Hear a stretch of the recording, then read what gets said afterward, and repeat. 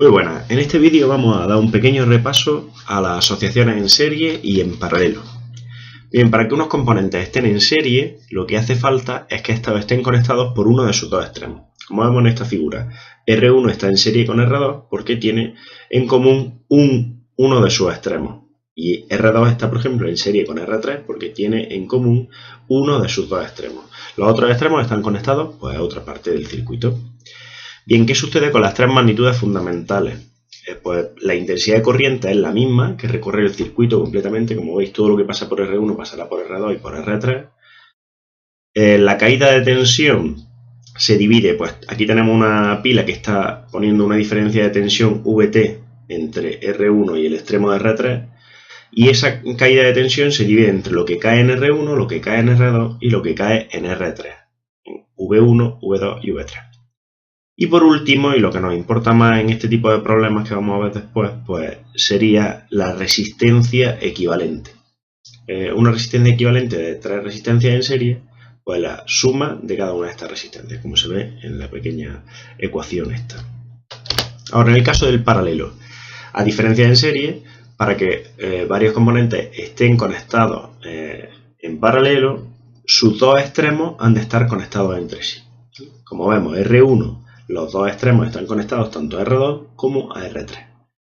¿Qué sucede aquí? Pues la intensidad de corriente se divide entre cada una de las ramas. Una intensidad total viene por aquí, que se divide una parte para R1, otra para R2 y otra para R3. La suma de esas tres componentes vuelve a ser la intensidad total.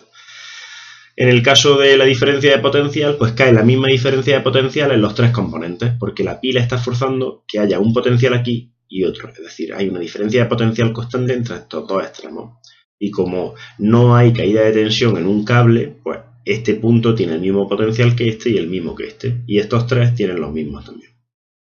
Y por último, la resistencia equivalente, pues se puede calcular de estas dos formas. 1 partido de resistencia equivalente es igual a 1 partido de resistencia de R1 más 1 partido de resistencia de R2 más 1 partido de R3 y así con todas las resistencias. O directamente, resistencia equivalente igual a 1 partido y debajo en el denominador 1 partido de R1 más 1 partido de R2 más 1 partido de R3. Si veis que os lía esta, porque este resultado al final hay que invertirlo para llegar de verdad a la resistencia equivalente, utilizad directamente esta ecuación de aquí.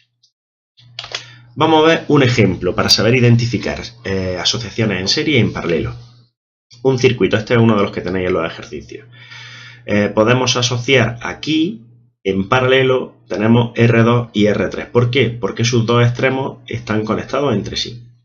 Así que deberíamos calcular la resistencia equivalente de R2 y R3 y luego sustituirla aquí, como si fuera una única resistencia.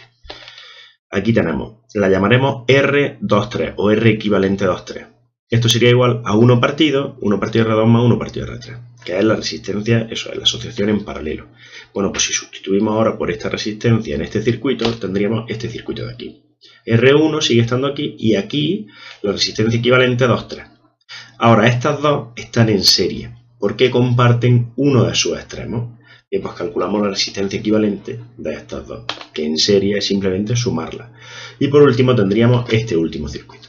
Bueno, recordar aquí que es lo importante. Cuando tengamos que identificar serie y paralelo en un circuito, vamos a ir desde las partes que tengamos seguras, por ejemplo estas dos sabíamos que eran en paralelo, a las que aún no sabemos, ¿vale? Una vez que hemos resuelto esta y vemos que esas en paralelo significan esto, ya vemos que estas sí están en serie, ¿vale? Ese va a ser el procedimiento. Y bien, lo fundamental de lo que hemos visto. En serie los componentes están conectados por uno de sus extremos y esta es la fórmula. Y en paralelo los componentes están conectados por sus dos extremos. Y esta es la ecuación para poder hallar la resistencia equivalente. Pues mucho ánimo con tecnología industrial.